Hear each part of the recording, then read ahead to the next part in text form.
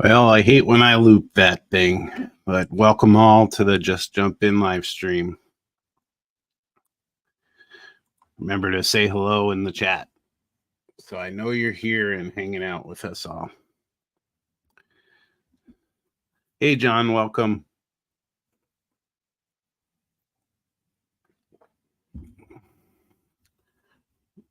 Oh, okay, so the having a little trouble with the voice tonight. Have a little bit of a cough going on, so I might be taking a drink every once in a while. I guarantee you I will spill my cup tonight at some point, and I will let you know when that happens, or you may see it on camera. But I am definitely prone to that, and so we'll see what happens.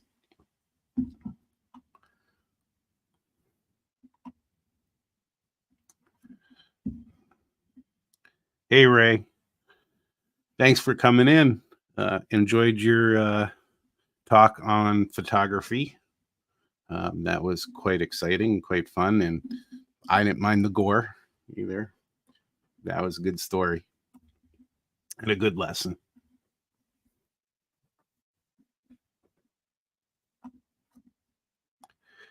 So tonight, hi Gopher Girl, you made it. How's dinner going?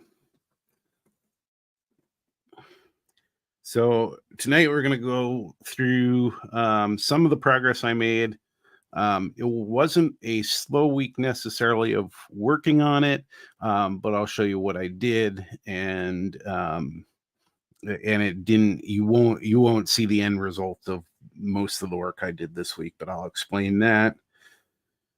Talk a little bit about practice, hopefully tonight, and if there's time, talk about some of the other parts of the project that I want to do.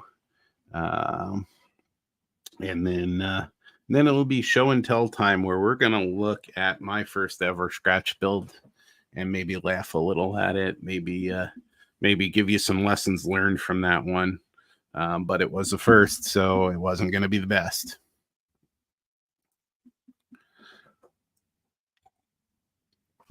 All right. So this week, I did a little bit of work on the shell directly, and then I decided I was going to continue to learn 3D printing, or not necessarily 3D printing, but continue with the CAD program I'm currently using, which is called Onshape. It's a free program. I believe there's a license that you can buy for it as well. But with the free program, all the stuff you create is public. So if you don't want to make stuff public, then you definitely want to either pay for the service or find another service. I found it easy to navigate and use, but you got to practice at it. And there's plenty, and I've just kind of tipped the surface of it, and I've done a whole lot in there. So I'm going to try and bring that up for you if I can remember my password to it, to show you some of the things I've done. Now, we talked about in a previous podcast, we looked at our previous live stream, we looked at the fuel tank, and the underside of the fuel tank and the base of the support of the fuel tank were both made in Onshape. So but we'll take a look at that. So a few people are in. Hi, Eileen, Matt, Emma, Evan, and Ariane. Matt is my brother. Emma is my sister-in-law, and my niece and nephew, Evan and Ariane, are visiting my mom. So, and I hope they're having a good time. I'll be coming out that way in September. Tim D, welcome. Split Rock, welcome. Appreciate you all coming in. All right, so let's pull this off here. And tonight we'll show you, we'll show you some action, actually, since I don't ever have a lot of action. We'll show you, we'll definitely show you some action. I can't remember, and I didn't highlight them, and I have a slideshow. I didn't highlight them, but and I can't remember if I showed you guys these here. These I found after watching hours and hours of videos of the Comet 4s, that they did have kind of a warning stripe, and that's helpful in seeding this and having it not come through too much. And I was gonna paint these, and I don't know if I will. I'll paint that to get that silver in there. But when you're looking kind of straight on with that extra little lip, you don't have to. You don't have as much. You can't see as much. So I added that. I did some work on the back end, and so we'll take a look at that. And I kind of am wrapping around some of the lessons learned. So let me go ahead and see if we can share with you. And I didn't think I could I? Let's see. See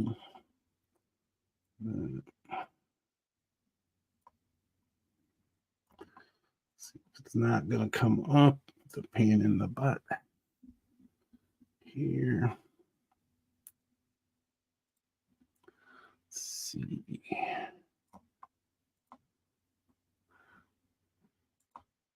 Oh, let's do it that way. Okay.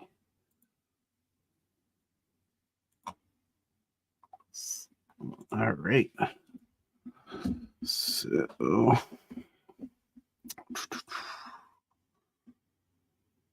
come on. Let's do this thing. All right. So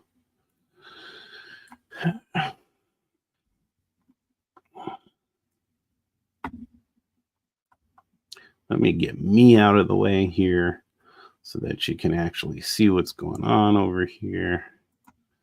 Let's see if I can.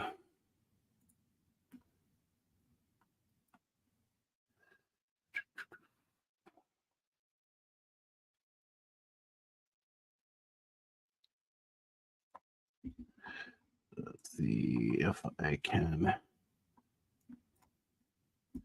All right. So you'll have to let me know if this is showing on here because I'm working on one screen. So it's a kind of a pain. Let me see if I can find it here. So you ask, what is this thing? What is this monstrosity here?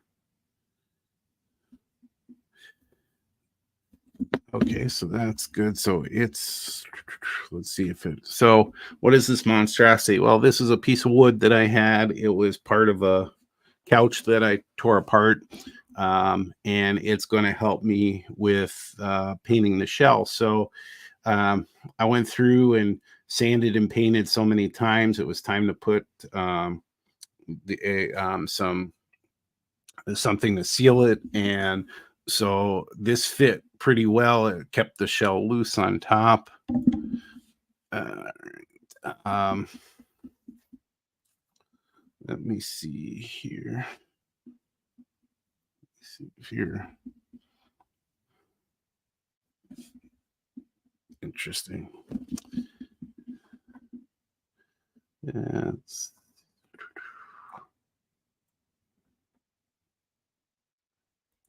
all right. So sorry, I'm getting used to you guys being behind the stream. Hey, Todd, welcome in. Nice to see you in here.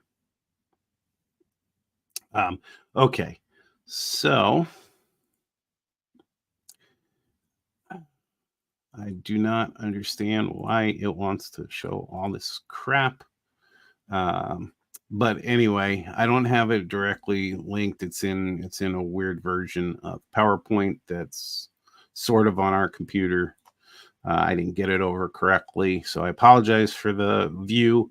But anyway, here's how the shell goes on to this. It was just a piece of scrap cardboard that I had, that scrap wood, and some painter's tape. And there you go. You have a holder for it. And okay. And so just another view of it as I'm working through it, and I'm working on those sides again. I probably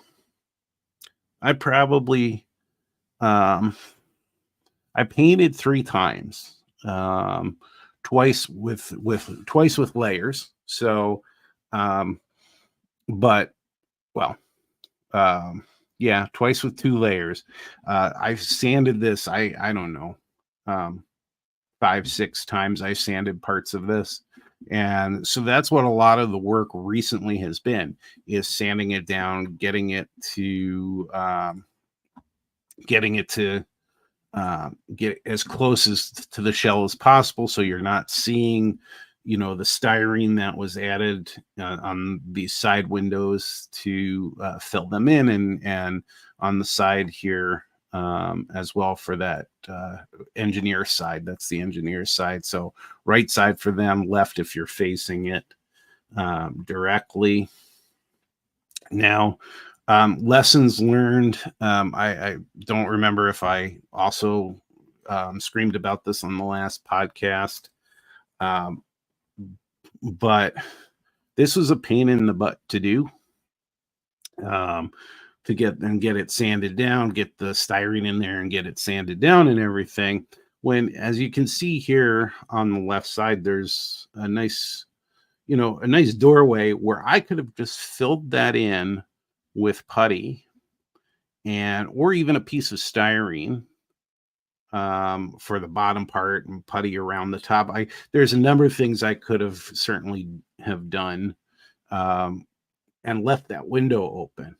But just staring at those videos again, I realized there's still a window on this on the side of on the driver's side.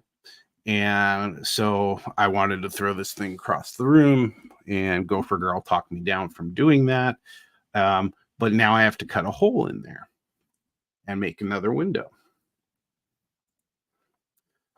So the other part of it is I can't cut a hole as machine-like as when they made the shell. So that was what was bothersome to me about it. But here you go. I went in and I cut the hole in the shell, and it does not look pretty.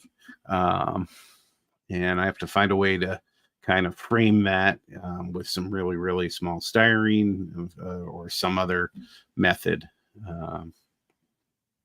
To get it to look good, but I was really, really frustrated by that.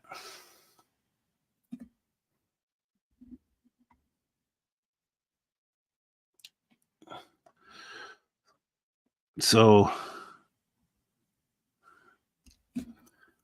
all right, and then so there is.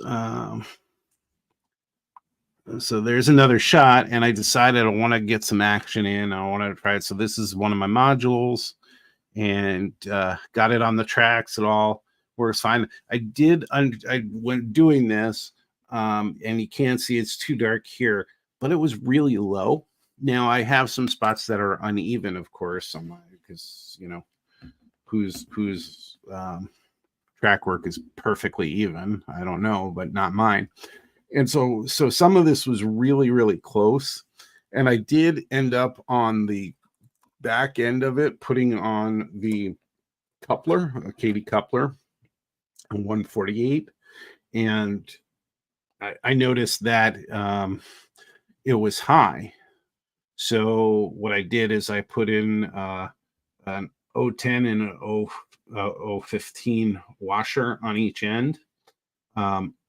Between the coupler and the underside, and so that got the coupler down to meet the NMRA or meet the standard, and which I check with my gauge, and it also raised up the underbody, so it gave it more room between all the stuff that I worked on. It almost looked like it was dragging. It wasn't quite.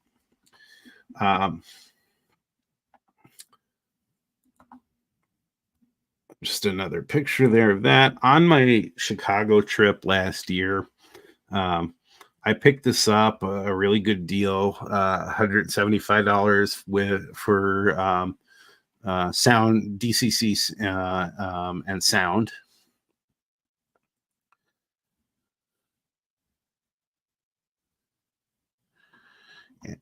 And so I picked it, and so I decided to run it. It's obviously Amtrak, so what I'll have to do is I have the option of keeping it Amtrak because Amtrak runs on the Northeast corridor, and ran with that engine, or I do have the decals for an engine from that time, for a New Jersey Transit engine. I could redecal it as New Jersey Transit, which I may well do. But the main reason I wanted to do this is just to see if this comes through for you.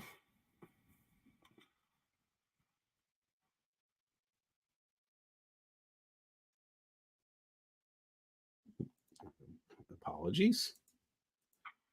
Let's try that again. Come on. One more time.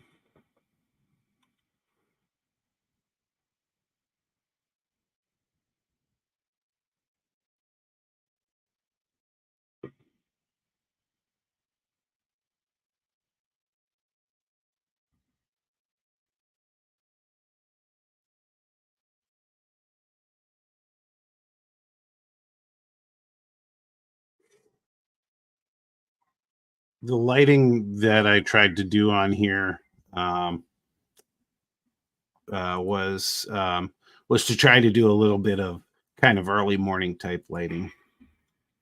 I don't know if that really worked or anything, but just wanted to get it to run, keep my mojo going.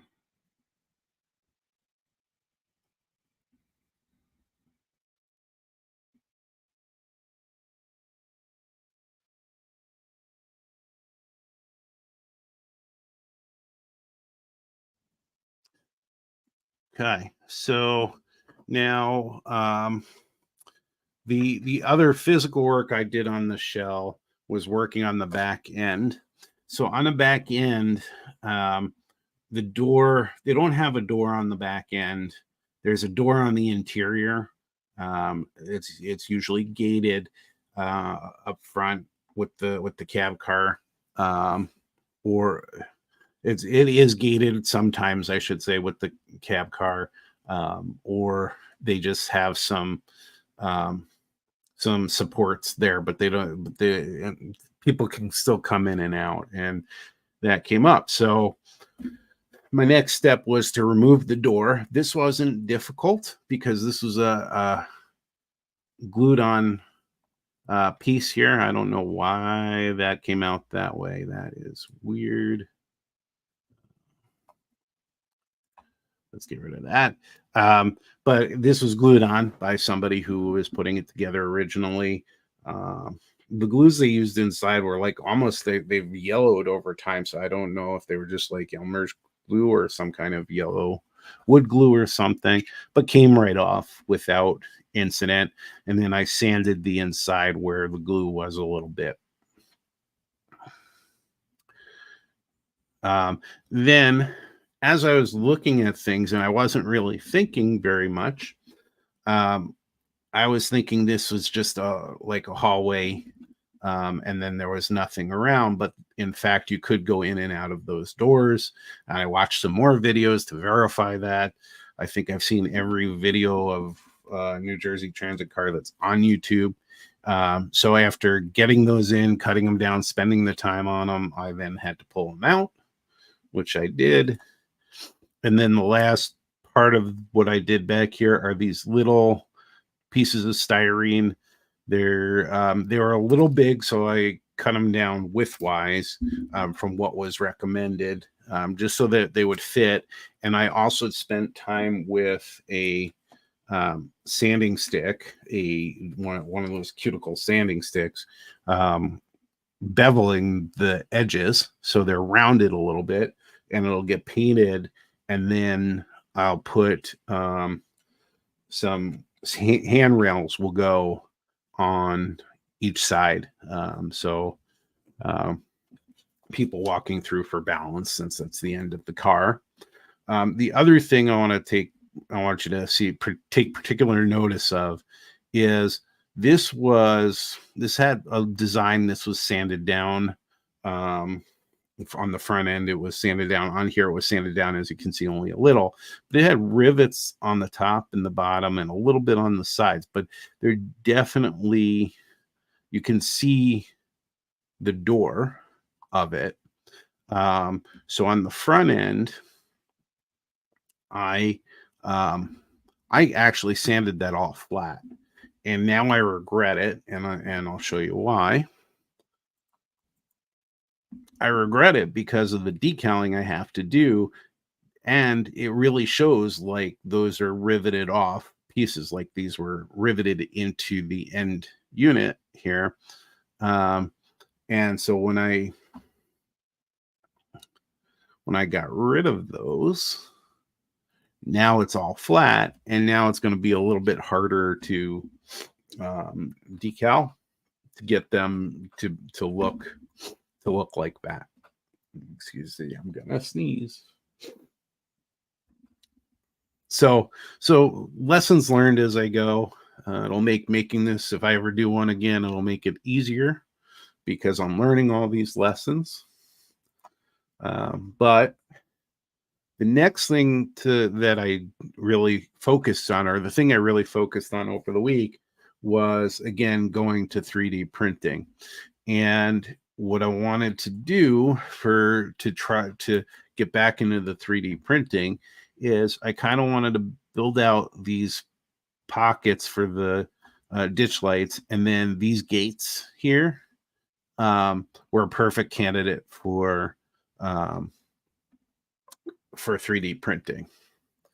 And so again, you can see here I'm focusing on those gates and then the ditch lights. The ditch lights to create in Onshape were pretty easy. There's a number of things you could have done. You could build the block to your measurements and then actually push that through. I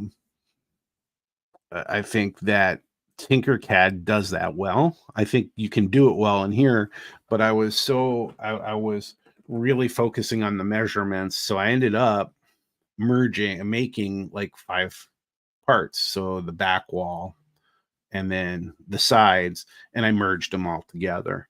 So that was from understanding the basics. That wasn't a hard thing to come up with.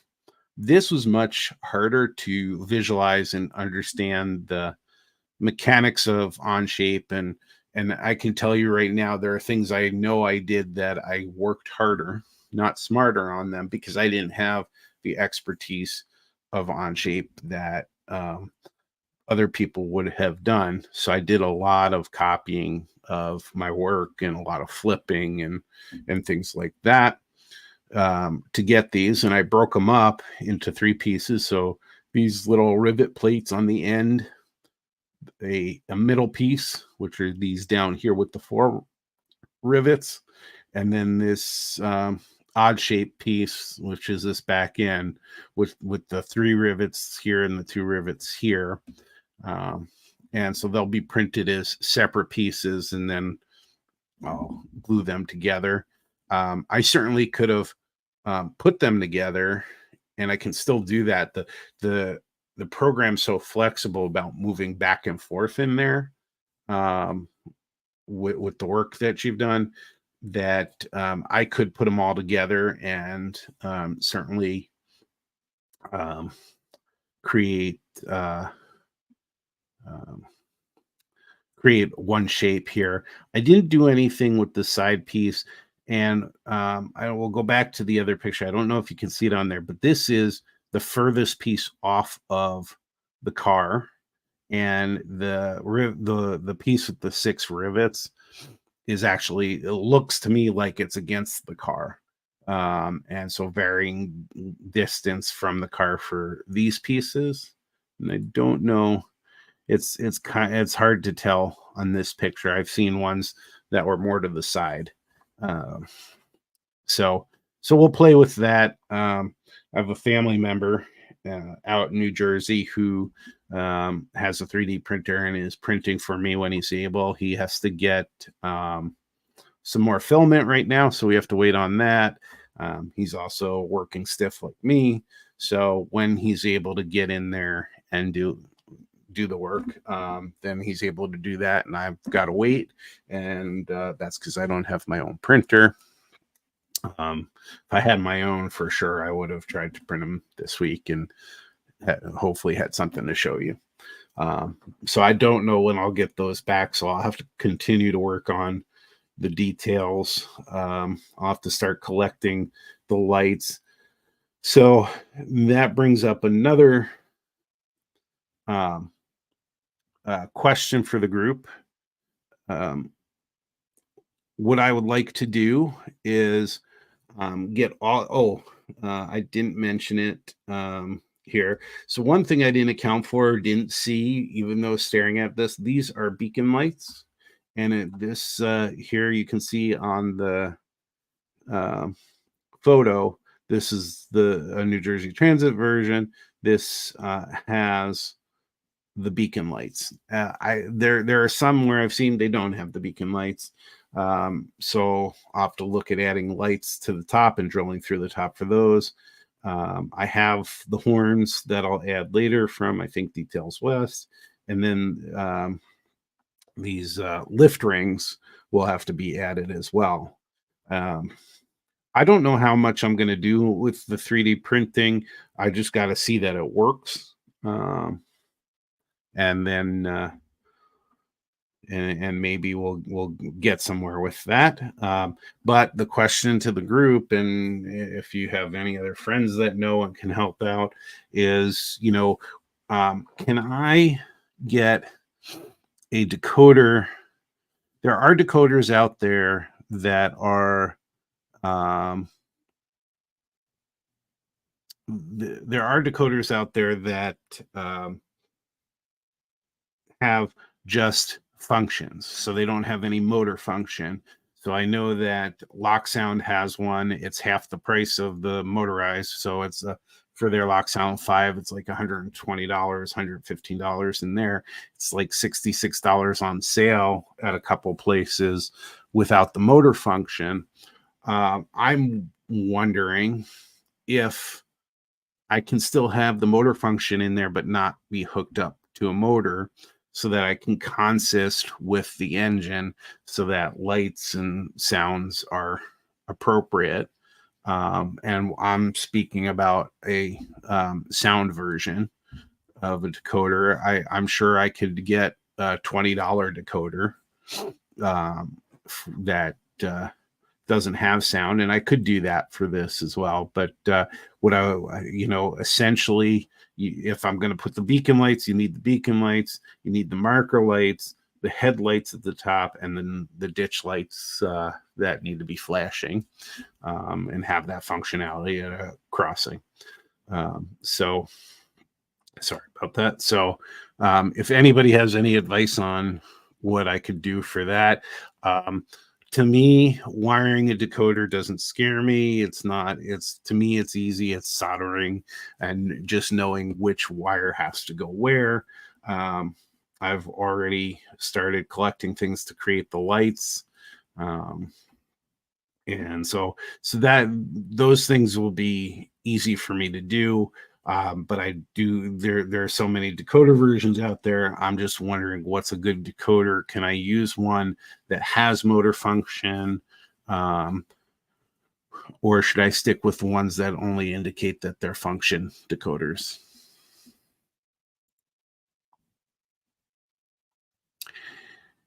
Hey, Matt. Matt Davies, voiceover artist, is a voiceover artist, and he's my brother. Um, have I checked the library? Yes, locally, I've checked the library here. I haven't checked with any of the colleges and universities, and I'll bet that they have something that could be done there. But also, Michael needs projects, and so I want to give him projects to do, and I can, have him do that. I mean, if I had the space, the money, and the ventilation, um, I probably have my own 3D printer. And as some people get into it, more than one 3D printer and those sorts of things. But as it stands, I don't have the ventilation, I don't have the space, and I sure don't have the money. Um, so right now, that's why I'm relying on Michael, because he's really excited to use it and to really get good at using it, because he wants to use it professionally, as well as recreationally. So I'm happy to give him the projects for now. Hey, John, thanks for stopping and have a good night. And for anybody who doesn't know Schuylkill River Valley John, check out his channel. He does great work. He's most recently worked on a diner that was 3D printed kit, and then he worked on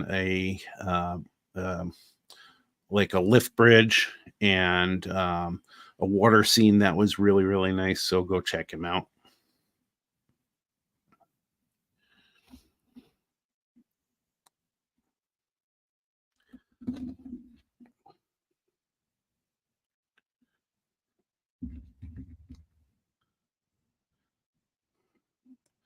So, okay. So, with that being said, that was the slides I have for you. So, but there are things that I still need to continue to work on while the 3D printing will get done at some point. Um, the doors in general um, are have a stainless steel color to them instead of the aluminum color, and so it's like a darker or duller color.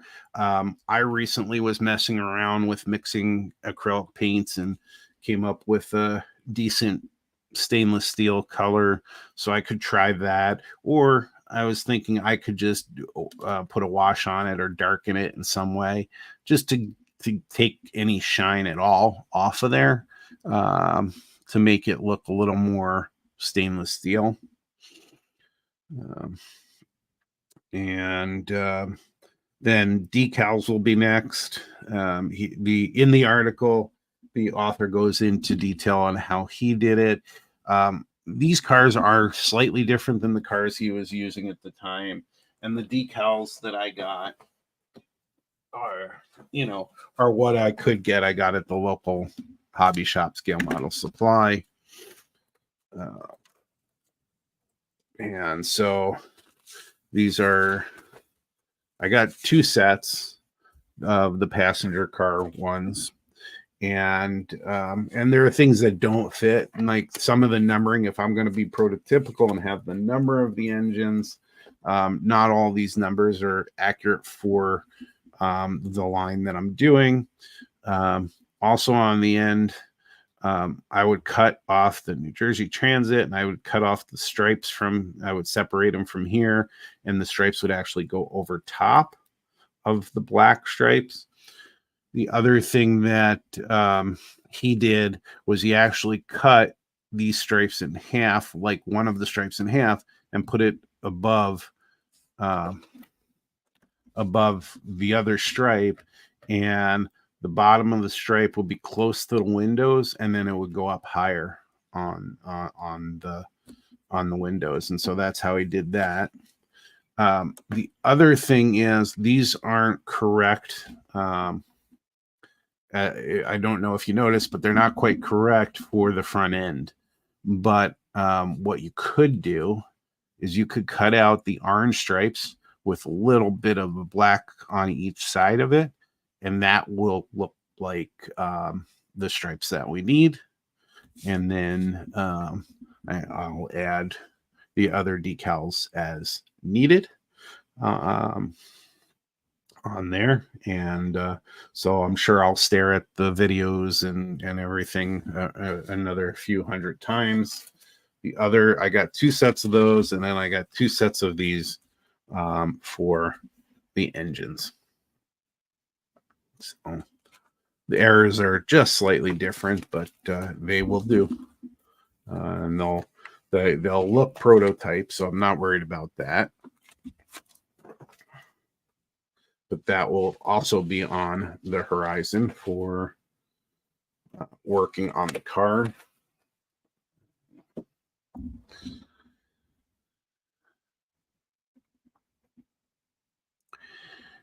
And then,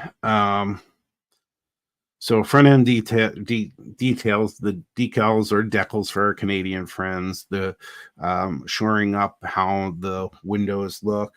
These came with a like almost tinted window, and I don't know that I want to use those, but I don't know where I would find replacements that aren't tinted.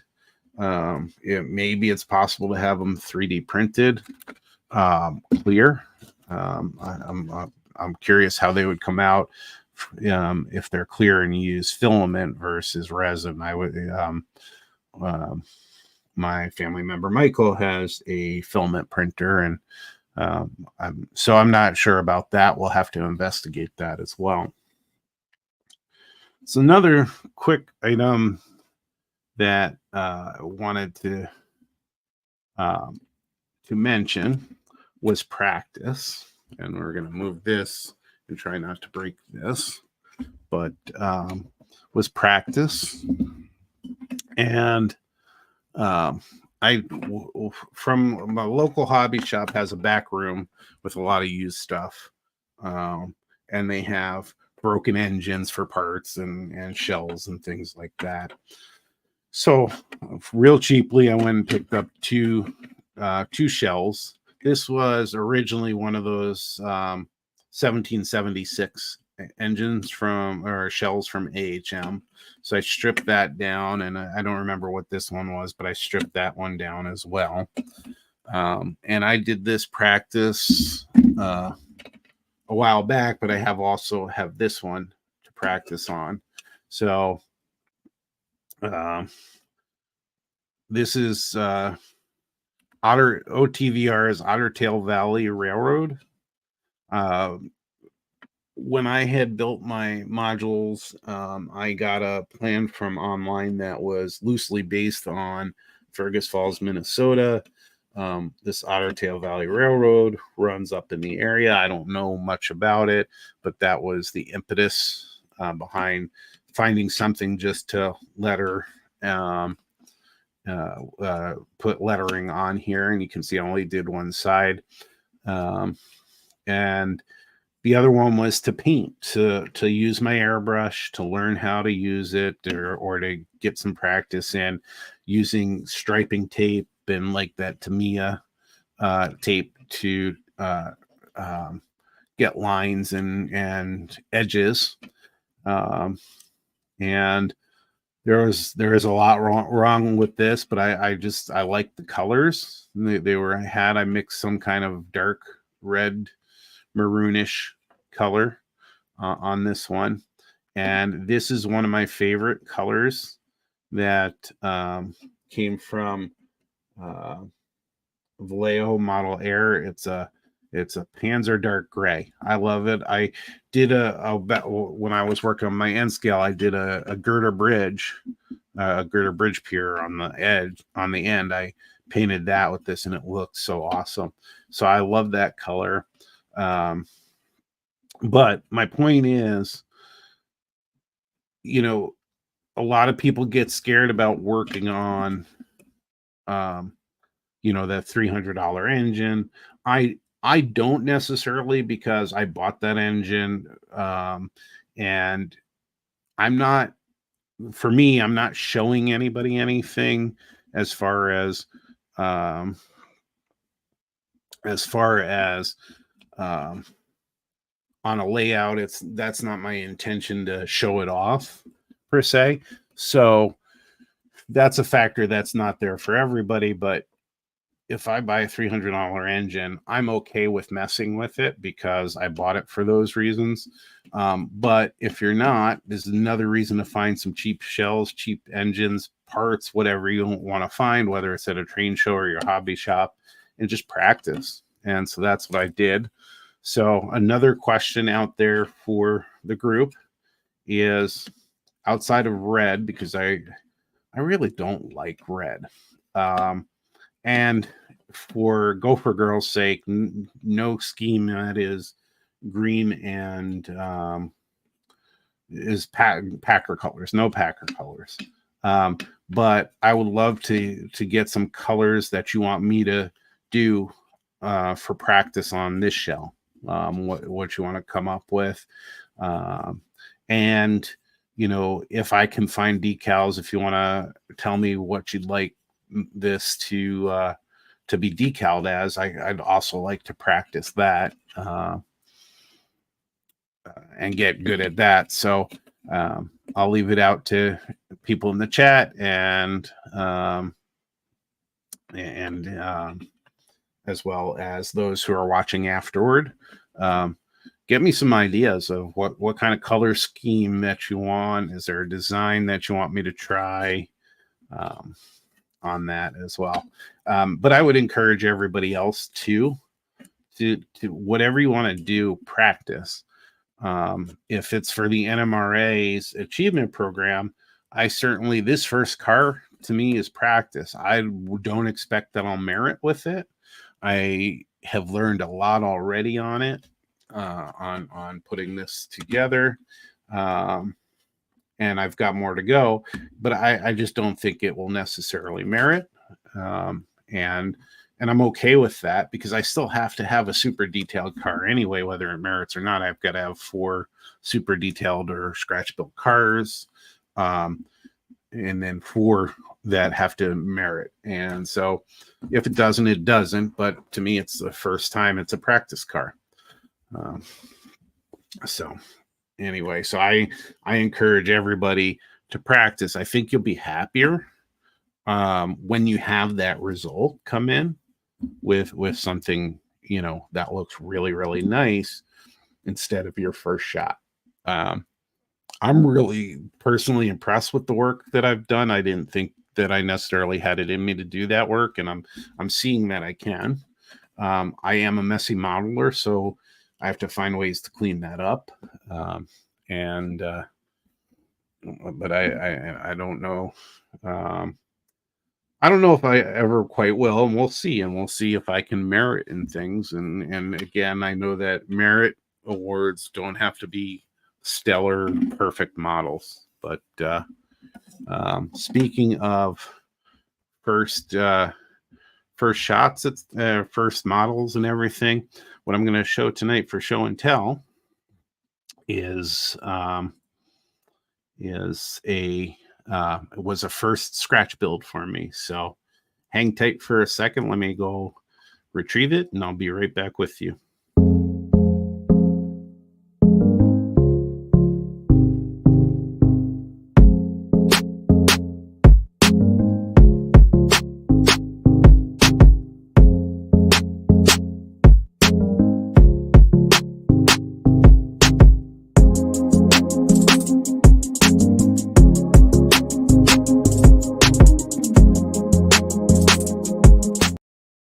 All right, we are back.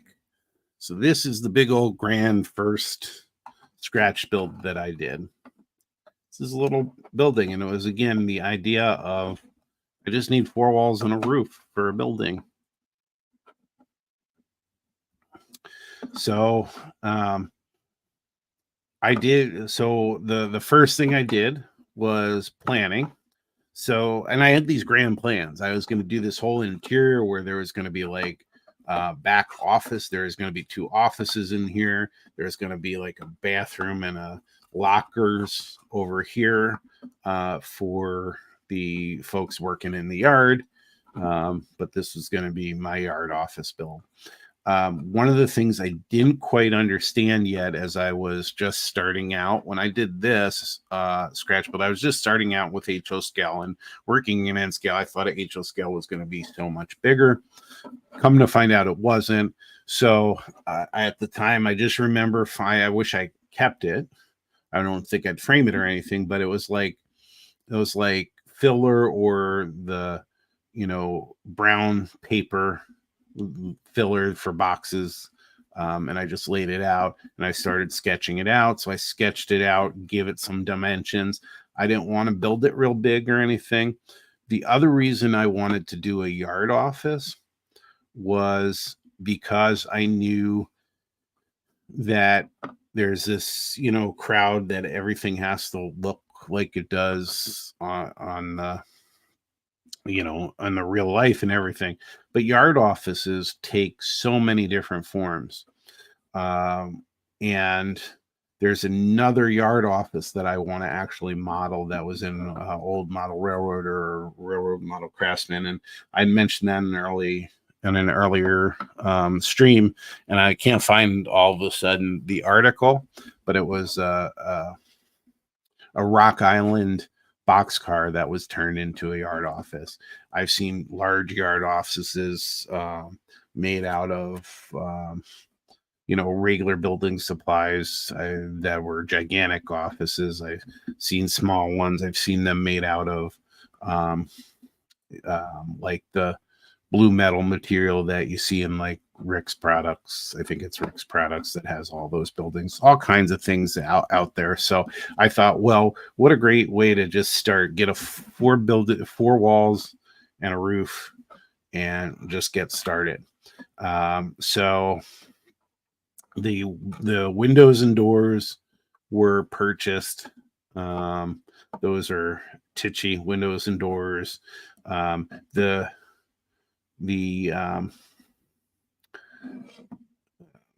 decals were Woodland Scenics dry transfer decals. I don't even know where I still have the pack of them. Roof details were just wood pieces that I found around and kind of formed up instead of trying to, because I looked and then you're getting into the molded plastic that starts to cost you some money. So at the time I was just starting out, I had this wood piece here. These are all just scrap wood I stole from my dad. This piece in here is this really thin piece of like veneer wood. The bottom is, I don't remember what the bottom was. If that's that was a, I can't remember what that is, but it's a wood of some kind. And then I got these angles pieces. These are styrene, evergreen styrene, and a water spout, which was styrene or plastic, and then the siding. Then through meeting on New Track's modeling show, many of you know many of you will know the name Clark Kooning, who's a master model railroader who is oftentimes on the show. And I connected with him, and we actually did a Zoom meeting, and I had him take a look at it and treat it like an evaluation. And the reason I did that is I wanted to understand how I could do this better. And I think there was only one thing I disagreed with him on, but everything else I agreed with him. And then and so he gave me a point total that he would have given it had he evaluated it, at a contest or at a celebration room. And you need 87.5 to merit. and it's a scale of 125 points, and I got a whopping 35 points on it. And almost all of the points he made were very valid. Um, on that. The one thing I disagreed with him is he thought that this was too low, and I scaled this out to be, I think I scaled it out to be 12 feet scale, and he thought it was like 10 feet, and so he had an issue with that. But outside of that, there's all kinds of issues here. The roof is made of that veneer. There's a big old cut. It wasn't cut evenly in there.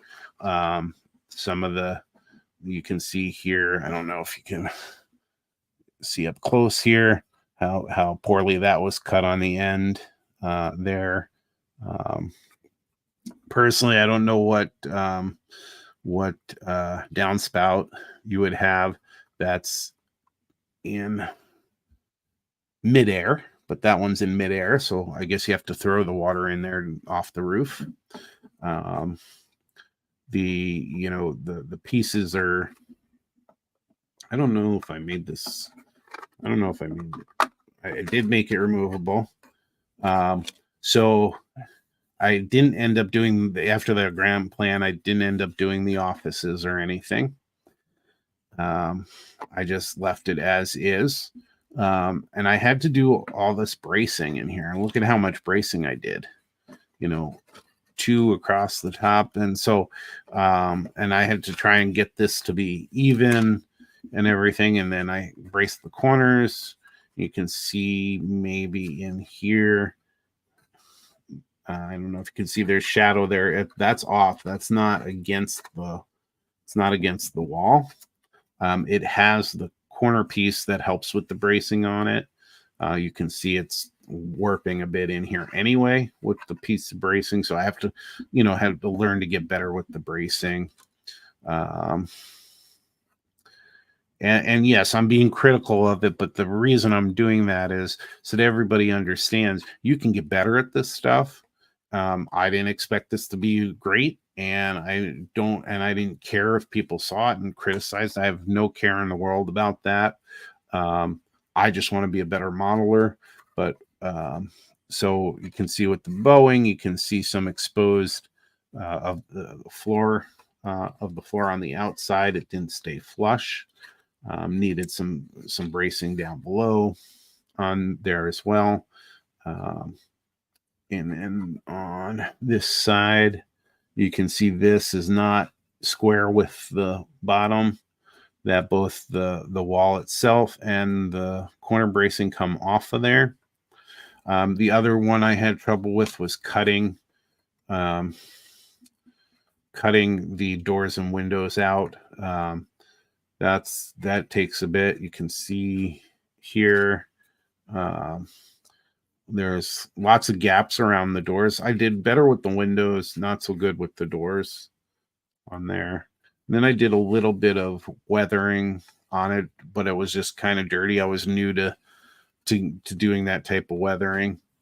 I printed this out. So this is Otter Tail Valley Railroad symbol, part of the Genesee in Wyoming. That's why they have the logo the way they have it. I actually printed that out on paper, and then I did a technique where you basically sand the back of the paper so you get this real thin, and get it as thin as possible so it adheres when you wet it. It adheres to all the crevices and everything. This was a tough one, and I started to rip it up here to do. It's not a very clean one, but that was definitely a first attempt on that as well. I had trouble getting this notice sign on here, so I actually used a thin piece of wood as well. So what would I do differently? I would spend more time measuring and cutting, and I would have scrapped this piece because I don't know if you can see it against here. This is a little far away. But if I get this up against that line there and you come along here, you can see it pops up this way, and is uneven. I would have gotten rid of this and started over if I was building this to be a better model. I've seen it done with wood kits and with styrene kits. I would have used a thicker styrene on the inside and used the siding. So anytime I use pre-made siding now, I'll put a thicker styrene piece on the inside and then this on the outside.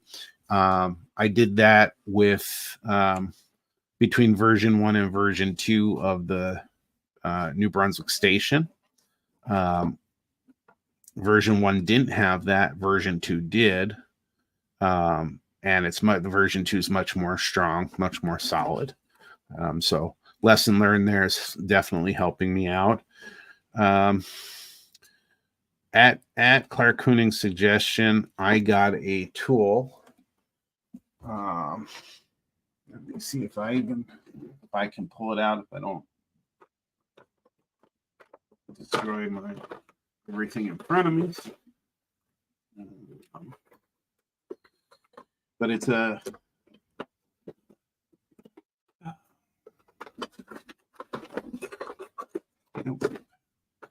specialized, there it is. It's a specialized tool. And it'll help more in HO scale and higher than in N scale. But I think they call it a nipper. Not cheap for the one thing that you work on. But the key is this piece up here. So you cut a hole big enough to get this head through. And then when you close that down, that snips the styrene with that square bit. It still takes a fair bit of practice. I'm mediocre at it, making sure that things are straight, but you essentially come in once you have it. And so if you have rough cuts, you can then pull that in and that will straighten out your cuts a little bit. What I would recommend on windows and doors, and you could possibly see it on this one, and see what this bowing in here. This is, we'll have to take care of that. I would have to, what did I do on this one? This one, I never fixed this for instance, you see how this goes all the way down to the bottom of the floor. That's caused some problems with the whole foundation. I should have cut more at the top here. And so what I could have done with the nipper is just taking a little tiny piece off the end to move it over, take a little tiny piece off the end and keep it straight. And that would have kept it so that it would be hidden behind the rim of the door. That's where this tool comes in very handy.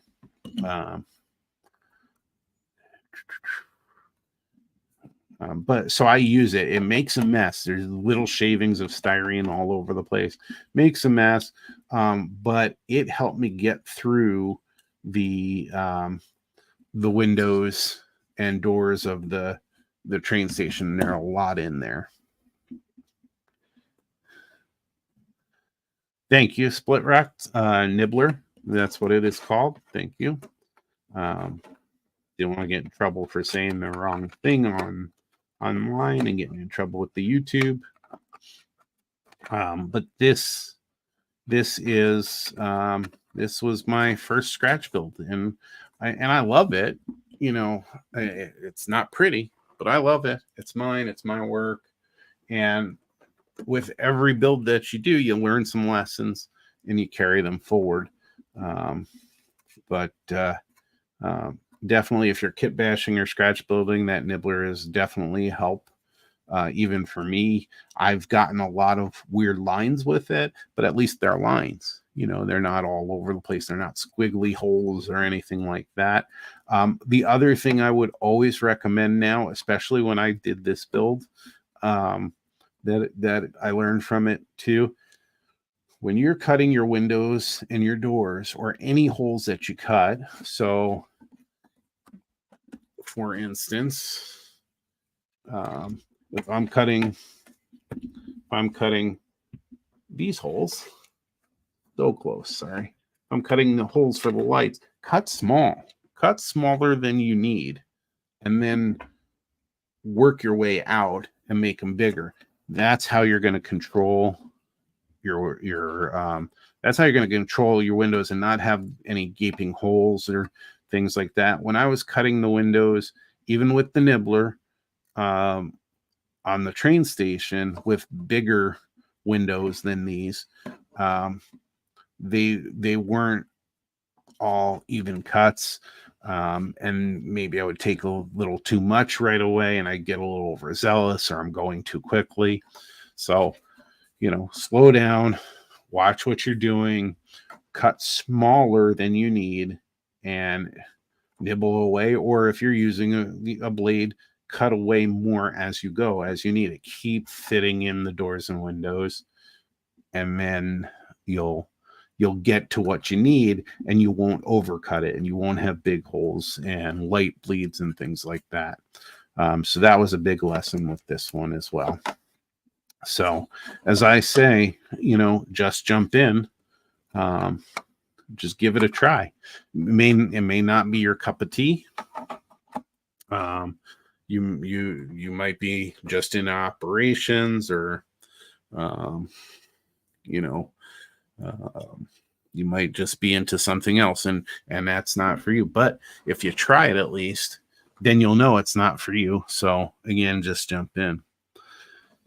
We are over a little over an hour, although I got the stream live a little early, so we're just really hitting an hour. So I just wanted to touch on another subject, and I don't think I have photos real handy, but there to do this layout build for the NMRA's Achievement Program. I'm not just focusing on cars and the one or two structures. I'm hoping to get the cars certificate with the cars I'm going to use on the layout. The structures, I'm hoping to all be from the layout. So the New Brunswick station, I would like to build Penn Station underneath the surface, because it's underneath the surface in New York, and the surface building is Madison Square Garden, which is essentially a round building. So I'll eventually want to build that. I'll also want to build Trenton Station, so the terminus of my branch of what I'd be modeling, potentially another building in there. You need one of the structures that's required is a bridge. Now, I should be able to get the bridge part that goes with the trackage with the New Brunswick station, because that is elevated and it's a stone bridge that goes over the streets, and then eventually, as you're going northbound, it goes over, I believe it's the Raritan River in New Jersey.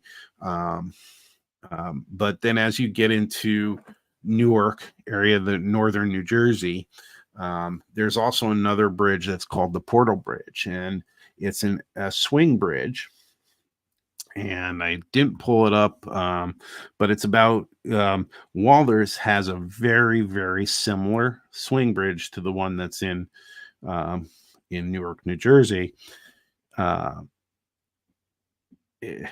it's $75 for all that plastic and a motor for the bridge. So that's a bridge like that is a prime candidate for designing in CAD and printing the bridge parts out, or building it in styrene. So I don't know if he was here last week. I don't know if he's in the stream tonight. Randy, part of the Twin Cities division, he's an end scaler, and he builds incredible structures out of styrene. He does, he did I don't know if it was a station build, and then he did a bridge of his own, and that was at the last convention, I believe, that he did, or one of the last big events that we had, where he did a presentation on it. and just incredible. And he showed it. I think that was at the modelers meet. Um, I don't know if I'm going to do that. I did buy, when I had some extra cash at one point, I did buy some girder type materials from, don't have it in this room, but it had a bunch of girders that may or may not be used. I actually intend to use those um, to build a subway level, or to use with the tracks in Penn Station underneath the ground. So I probably won't use those. So it's a prime candidate if I can do it with Onshape. And so we'll certainly look at that. So there is a ton of work that goes. This is a very slow process. I do have somebody who's building me a Fremo standard, HO Fremo standard module, and it'll be just a flat level one that I'll be able to, it'll hopefully be able to add 4 tracks to, which is not their standard. They have a standard of 1 track or 2 track, but there's no reason I couldn't still use that standard and add the additional tracks. And then at some point, I'll have them build one that is actually lower, so that you can put the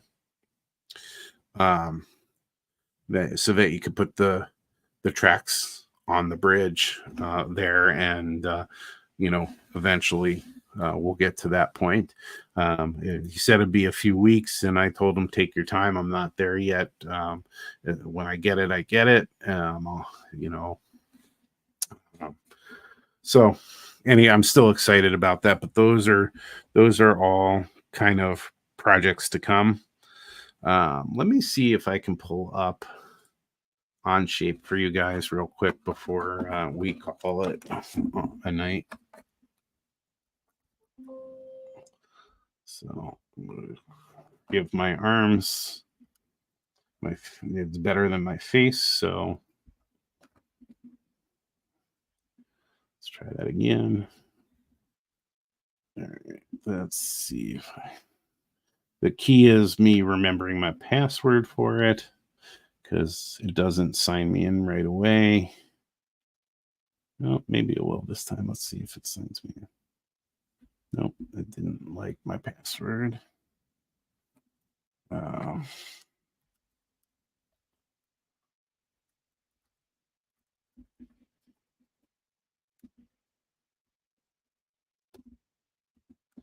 thought that was going to be a problem. Yeah.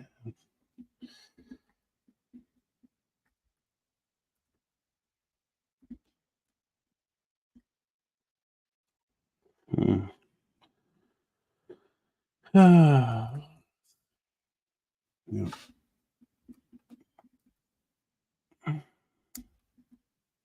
All right, so it's being a pain and not letting me in. So let's see if it at least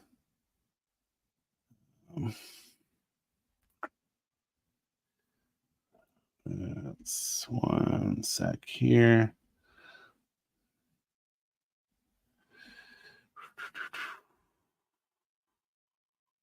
No, they want you to sign in.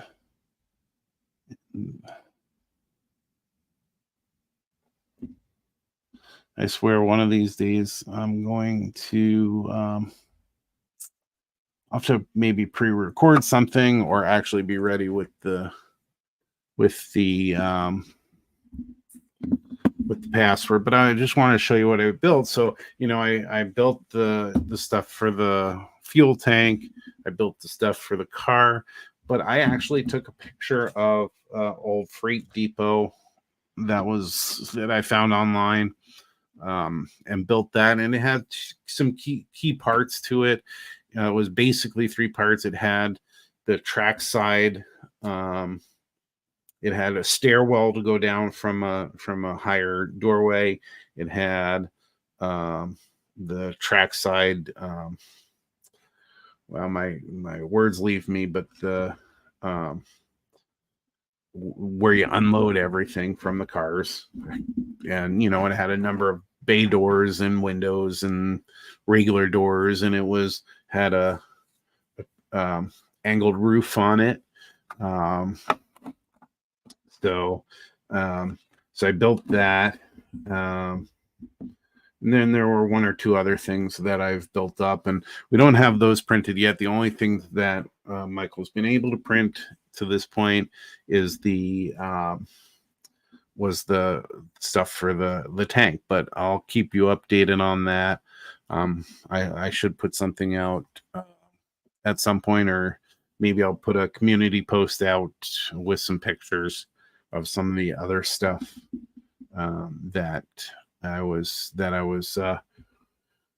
working on, because like I said last time, I do want to show you Onshape. There are so many different CAD programs out there. It's another one to just jump in and try.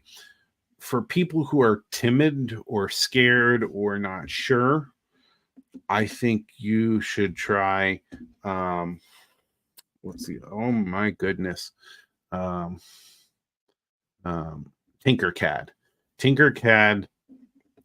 I built I don't think I built it. I didn't build it to any specific scale, but I was just trying it out. I built a house out of it. It's not anything that was printed or anything, but I just built it in the program. And it has some really, really basic controls, and you can base everything on predetermined shapes too. And so that's something that if that's something that for somebody who's really, really not sure, that's a good starting point. There's some more advanced ones, like there's one called Blender. Blender I haven't used for CAD drawing specifically, but when I was using an editing tool called OpenShot for editing videos, when you went to make a title screen, if it didn't have preloaded, you actually had to kind of plug in and download Blender, and you made the titles in there. And it had a basic way to do that. But there's so much more to Blender. There was an NMRA clinic from a woman who's in Namibia. And she did in Blender during the clinic, she built train tracks while we're on there, and showed how she did that. And that's one of the better programs. Onshape's a good program. It's like anything else, you have to practice it. And so getting back into it and doing this, and and I don't know if I mentioned it, but with the work I did on the this week, that was a total of about 6 hours, I want to say.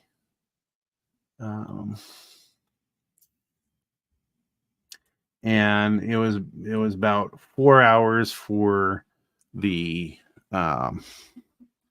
about 4 or 5 hours for the I'd say about 5 hours for the gate pieces, and it was probably about an hour total for making sure I got measurements right and doing the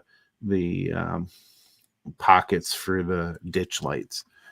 So a significant amount of work went into that, but it's a program that's really doable, and you just got to get used to the tools. And like I said, I didn't use all the best tools and that were within there, and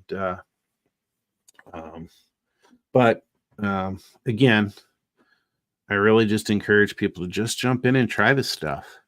If you don't like it, you don't like it.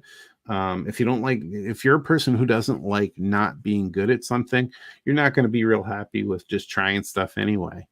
You're going to want to dig in before you do anything and learn something from beginning to end, and then do your project. I'm not that way. I want to try everything model railroading. Some things will take and some things won't.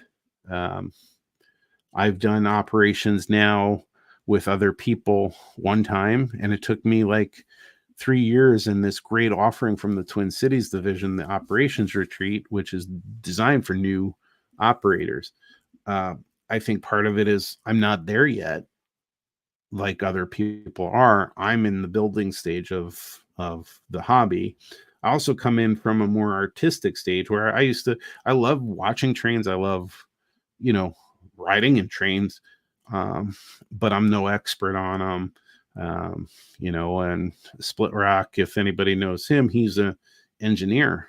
Um, he lives it, and he's a passionate model railroader, and so now in the Twin Cities there's a generation of modelers who are really into operations, and they came up with this idea of this operations retreat, and it took me a lot of guts to do it, and I did it, and I like it, but it hasn't been enough that I have to jump in and do operations right away. So I'll get there again eventually.